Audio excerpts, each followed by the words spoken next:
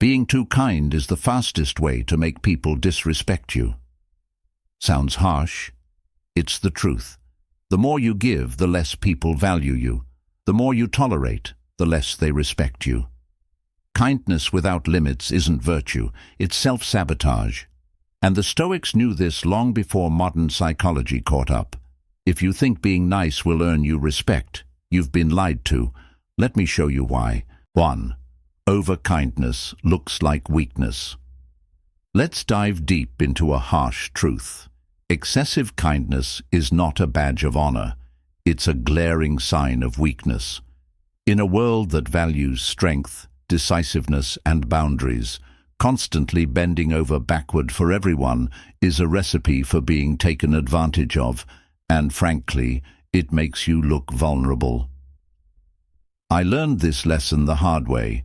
There was a period in my life when I believed that if I was endlessly kind, warm, and accommodating, people would naturally see me as a caring, indispensable friend or colleague.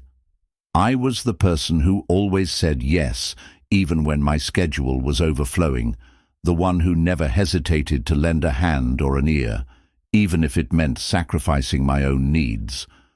I thought that by showing unconditional kindness, I was elevating myself morally and earning respect in return. But reality proved to be brutally different.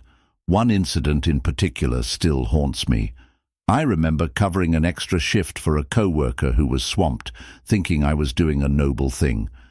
I did it with genuine goodwill, expecting that when my own time came of need, someone would reciprocate.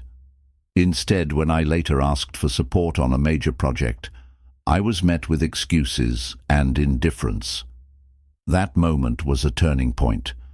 I realized that my constant generosity had painted me as nothing more than a doormat, a free resource for everyone around me.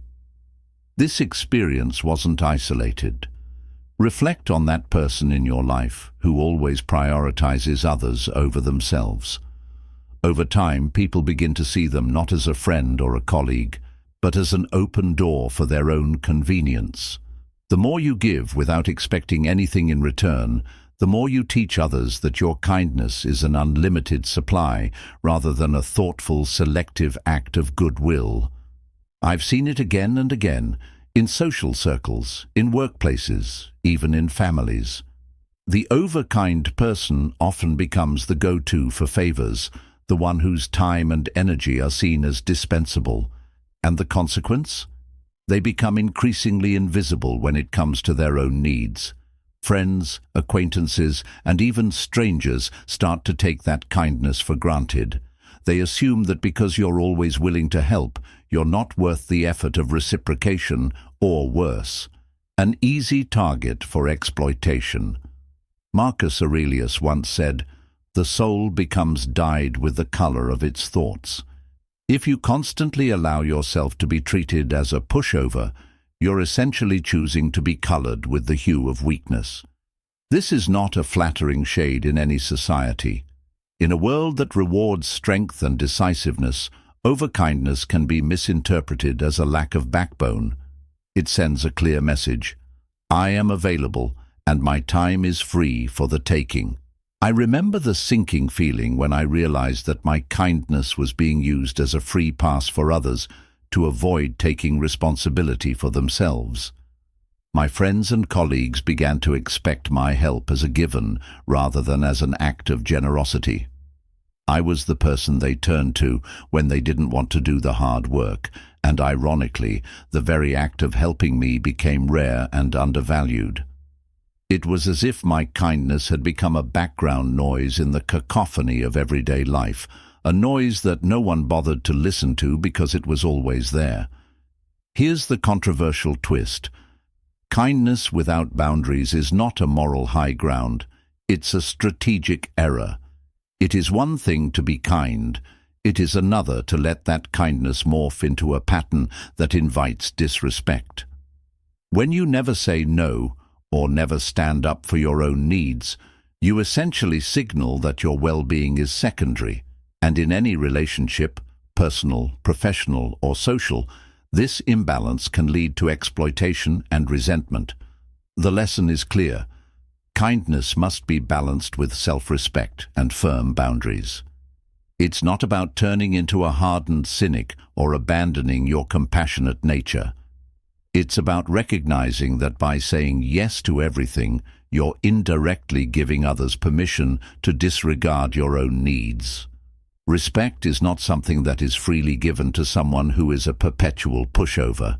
It's earned by standing up for yourself. If you find yourself constantly drained by the demands of others, it might be time to reassess your approach. Ask yourself, am I being kind, or am I simply being available? Learn to say no without guilt. Understand that every time you allow your kindness to be exploited, you're not just sacrificing your time, you're sacrificing your dignity. And no one, including yourself, should ever settle for being treated as if their contributions are free. 2. People exploit what they don't fear. Let's get straight to the point. If you don't make others fear losing you, they'll exploit you without a second thought. It's a brutal truth, but one we need to face. When you're so endlessly kind and accommodating that you never push back, you signal to the world that your time, energy, and emotions are free commodities, an open invitation for exploitation. I learned this lesson in the most painful way possible. Early in my career, I prided myself on being the nice guy, always ready to lend a hand, always ready to listen. I believed that my kindness would naturally earn me loyalty and respect. But reality had a different lesson in store. I had a co-worker who quickly noticed my unwavering willingness to help.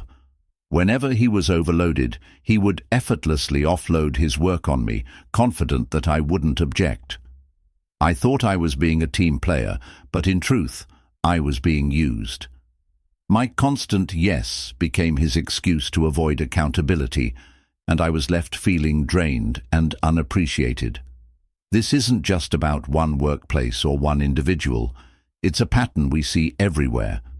In friendships, for example, when you're the person who always sacrifices your own plans or needs for someone else's convenience, people start to assume that you're an endless resource. They come to expect that your kindness is just part of who you are, rather than a valuable gift that deserves respect. And when you never put up any resistance, you give them permission to take advantage of you, time and time again. Here's the controversial twist. Kindness without boundaries is not noble. It's a weakness. Society tells us that being kind is a moral imperative. But what they don't warn you about is the toxic flip side. If you never assert your needs, if you always let others dictate the terms of your interactions, you become an easy target. People will continue to push your limits if you don't set clear boundaries. They'll test you, and when you don't fight back, they'll push even further. Think about it. Who respects someone who's always too available? Not the person who fears losing their chance to take advantage. True respect isn't given to a pushover. It's earned by showing that you have limits and that your well-being matters as much as anyone else's. I had to learn that lesson the hard way. I finally started saying no when I was overwhelmed, even if it meant disappointing someone in the short term. And yes, it was controversial. Some called me selfish or uncooperative. But over time, I noticed a dramatic shift. People began to value my time and respect my decisions because I made it clear that I wasn't an endless reservoir of favors. This personal experience was a wake-up call. It forced me to reconsider what it means to be kind. Kindness is not a free pass for others to step all over you. It must be wielded with a sense of self-worth and a readiness to defend your boundaries. The harsh reality is, if you don't make others fear the loss of your goodwill, they will exploit it without hesitation. So ask yourself, are you being kind, or are you just making yourself vulnerable? In every relationship, whether at work, with friends, or within your family, you deserve to be valued, not taken for granted. People exploit what they don't fear. If you let your kindness go unchecked, You risk becoming a magnet for those who see you as a soft target. Instead, balance your generosity with the strength to say no. That's not being unkind. It's being smart enough to ensure that your kindness is respected, not exploited. Third, kindness without boundaries attracts the wrong people. Here's a truth that might ruffle some feathers. When you extend kindness without limits, you inadvertently become a magnet for those who only see your generosity as an opportunity to exploit you. It's a controversial notion because society often praises unbridled kindness without warning that it can also invite the wrong crowd. I learned this lesson the hard way. There was a time when I prided myself on being the ever-helpful friend, the person who never said no, no matter how inconvenient or exhausting the request. I believed that my open-hearted nature was my greatest strength, a reflection of my integrity and compassion. However, reality hit hard when I started noticing a pattern. The same people who benefited from my kindness were not the ones who stood by me when I needed help. For instance, I vividly recall a period when a group of acquaintances would regularly call on me for favors, ranging from last-minute errands to lending money, without ever offering to reciprocate or even a simple thank you. I felt good about helping them, believing that my actions would eventually build a network of mutual support. Instead, I found myself increasingly isolated. When I reached out during a crisis, those same individuals were nowhere to be found. It was as if my kindness had been misinterpreted as an open invitation for them to take advantage of me rather than a sign of genuine friendship. The controversial twist here is that kindness without boundaries is not pure or noble. It's a red flag to opportunists. In our culture, we are often encouraged to be selfless, to put others first. But what isn't said is that this can create an imbalance where you become more of a doormat than a respected individual. People who lack their own sense of responsibility might see your boundless kindness as a chance to avoid accountability. They learn that if you're always willing to help, you're unlikely to confront them or enforce any sort of reciprocal relationship. I experienced this firsthand in my professional life as well. Early on, I volunteered for every extra project, every late meeting, and every piece of additional work without ever asking for recognition or a fair share of the rewards. I thought I was demonstrating leadership and teamwork. Instead, I soon noticed that my contributions were taken for granted, my ideas were credited to others, and my extra effort was expected as the norm rather than celebrated as an exception.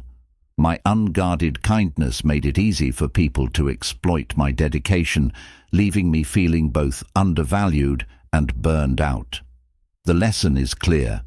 If you let your kindness flow without any boundaries, you risk attracting those who see your generosity as a weakness to be exploited. It's not about shutting yourself off or becoming cynical. It's about recognizing that genuine, balanced kindness requires clear limits. When you learn to set boundaries, you start filtering out the opportunists and invite relationships that are truly reciprocal and respectful. So, next time you're tempted to help without considering your own needs, pause and ask yourself, am I being kind, or am I just handing out a free pass to those who might not deserve it? True strength lies in pairing compassion with discernment. Remember, your kindness is valuable. It deserves to be shared with those who genuinely appreciate and reciprocate it, not with those who only see an opportunity. 4. People assume you need their approval. Let's be blunt. If you're always fishing for approval through endless kindness, you're sending a signal that you depend on others for validation, and that's a magnet for manipulation. It's a controversial stance because we've been conditioned to think that seeking approval is natural and even necessary. But here's the kicker. When you constantly crave others' validation, you inadvertently hand them the power to dictate your self-worth. I remember a time when I was desperately seeking acceptance. I'd go out of my way to help everyone, always ready with a smile and a kind word, believing that if I was nice enough, people would naturally admire me. I even adjusted my opinions and suppressed my own needs just to avoid rocking the boat. I thought that by pleasing everyone, I was securing my place in their good graces. But soon, I realized that my behavior wasn't winning me genuine respect. It was painting me as someone who was overly dependent on others for approval. For instance, I once spent hours helping a friend plan a big event, meticulously arranging details, running errands and handling last-minute crises, without ever expressing my own needs or setting any boundaries. Later, when I needed a simple favor, I was met with indifference and excuses. It became clear that my constant need to be liked had made me invisible when it mattered most. Instead of being seen as a confident, self-assured individual, I was pigeonholed as someone who needed constant validation. Here's the controversial truth. When you operate from a place of needing approval, people quickly realize you're not as self-reliant as you might appear. They see that your kindness is less about genuine generosity and more about securing their praise and acceptance. And when you give that away freely, it diminishes your own value. No one wants to be around someone who seems to be perpetually seeking permission or trying to earn a favor with every kind act. Instead, people gravitate toward those who have solid boundaries, who are unapologetically themselves, and who don't need external validation to feel complete. This dependency on approval doesn't just affect personal relationships, it seeps into professional life as well. Early in my career, I was the first to volunteer for extra projects, the first to agree with everyone in meetings, and the last to speak up when something was off. I was so focused on gaining positive feedback that I ended up stifling my own creativity and worth. My colleagues began to view my constant compliance as a lack of backbone rather than as a collaborative spirit. They figured that if I was always chasing their approval, I would never dare to challenge the status quo, even when it was necessary. The lesson here is both simple and controversial. You have to stop relying on others to define your worth. Your value isn't determined by how many people you please or how much validation you receive. When you seek approval in every interaction, you're essentially telling others, "I'm not enough on my own." And that is a message no one should ever have to send. To break this cycle, start by trusting your own judgment and setting clear boundaries. Embrace the idea that it's perfectly okay. Actually, it's essential to say no sometimes. This isn't about being confrontational. It's about cultivating a sense of self-respect that doesn't hinge on external validation. When you learn to be confident in your own skin, people will naturally respond with respect, not out of obligation, but because they recognize your authentic strength. So, the next time you find yourself bending over backward for someone, ask, "Am I doing this because I genuinely care, or because I'm desperate for approval?" Your kindness should be a reflection of your values, not a plea for acceptance. In the end, when you stop chasing others' validation, you start earning the kind of respect that comes from being truly self-assured, and that's something no one can ever take away from you. 5. Being too available lowers your worth. Let's cut through the niceties. If you're always available, you're signaling that your time and energy are worthless. It's a harsh truth, but one that challenges our ingrained belief that constant accessibility makes us more likable or trustworthy. In reality, the more you put yourself at everyone's disposal, the more you diminish your own value, and that's something no one truly deserves. I learned this lesson through a series of personal missteps and hard-earned experiences. Early in my career, I prided myself on being the go-to person, the one who was always ready to help, always answering calls, and always available at a moment's notice. I believed that being perpetually accessible would endear me to my colleagues and friends, making me indispensable. But as time passed, I noticed a disturbing trend. People began to assume that my help was not a privilege, but an entitlement. For instance, there was a period when I simply couldn't say no. My calendar was packed with back-to-back meetings, and I was constantly bombarded with requests for assistance, even for tasks that were trivial or irrelevant to my core responsibilities. I started feeling overwhelmed, stressed, and, most importantly, taken for granted. My endless availability transformed into a default setting that others exploited without even a moment's hesitation. This isn't just a workplace issue, it's pervasive in every aspect of life.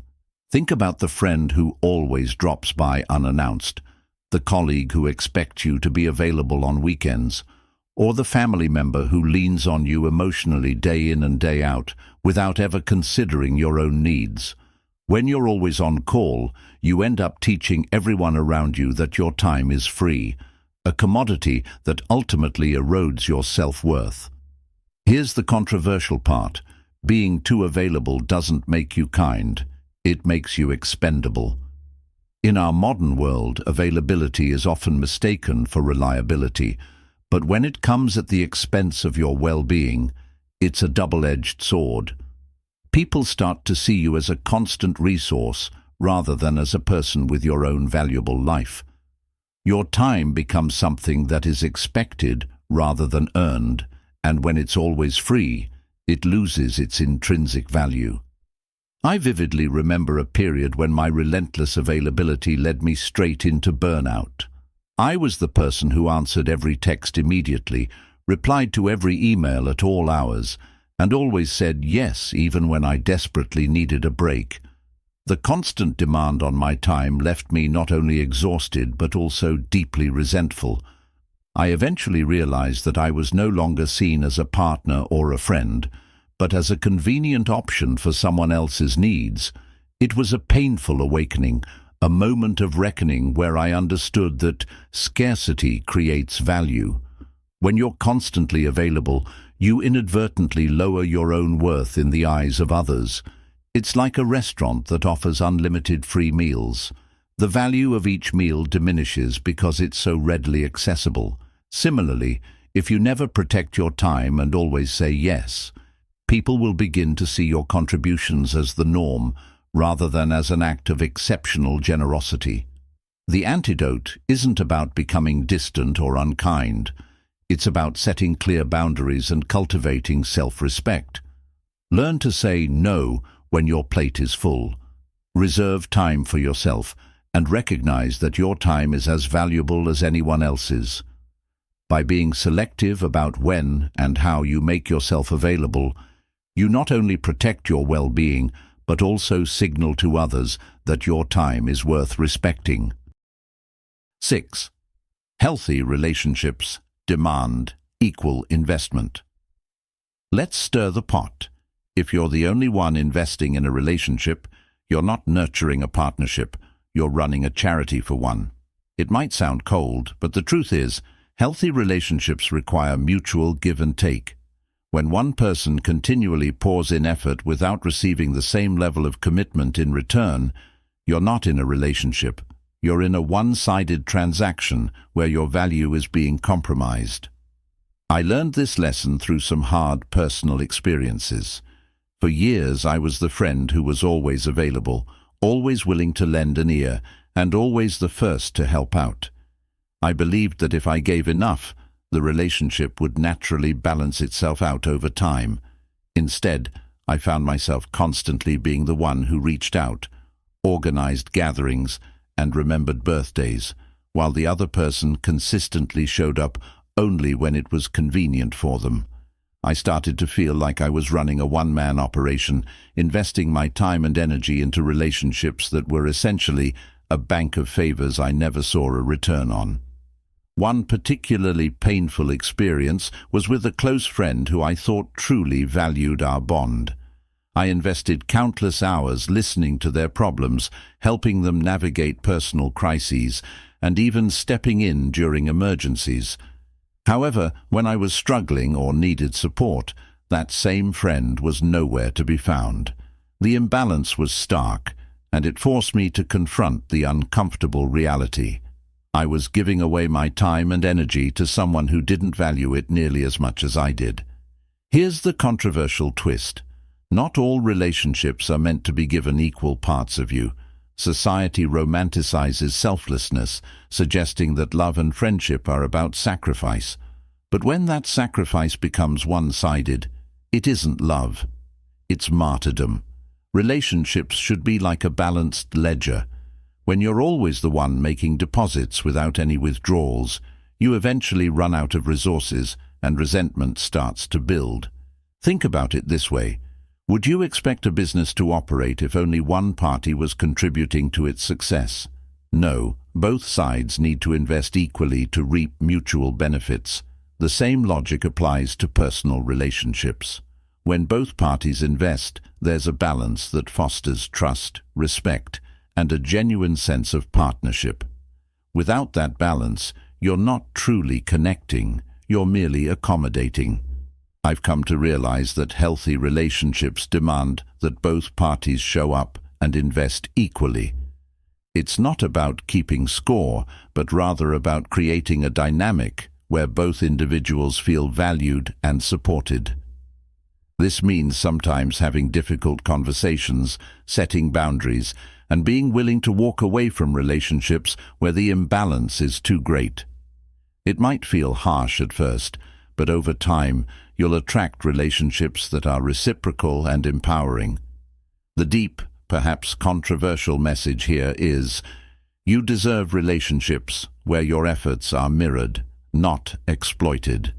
Your time, energy, and love are precious, and when you invest them in a relationship, you should expect and demand a similar level of commitment in return. Anything less isn't a relationship. It's an imbalance that slowly chips away at your self-worth. So ask yourself, am I in a relationship where I'm the only one putting in the work? Recognize that you have every right to expect equal investment.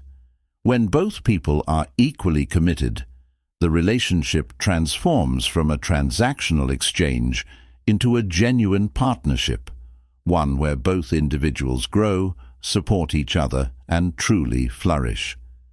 If the scales are tipped too far in one direction, it might be time to re-evaluate if that relationship is worth the cost to your well-being. 7. Overcommitting leaves. No room for self-growth. Let's face it. When you overcommit to everyone else, you effectively lock the door to your own personal evolution. It's a controversial truth that our society, with its constant praise for being selfless and available, often overlooks the fact that sacrificing your own time and energy for others can stunt your growth and leave you feeling hollow. I learned this lesson the hard way. For a long time, I was the person who said yes to every request, whether it was volunteering for extra projects at work, helping a friend through every crisis, or taking on responsibilities that weren't even part of my role. I thought I was being dependable and supportive, believing that my endless availability was a virtue. However, what I didn't realize was that every time I agreed to help someone else, I was sacrificing a precious opportunity to invest in myself. I remember a period when I was juggling so many obligations that my own personal projects and passions fell by the wayside. I had dreams of learning new skills and even starting a side business that would allow me to express my creativity. Yet, each time I blocked off time for myself, a colleague or friend would call for help, and my personal goals were pushed further down the priority list. Instead of growing, I was stuck in a cycle of meeting everyone else's needs while my own aspirations languished.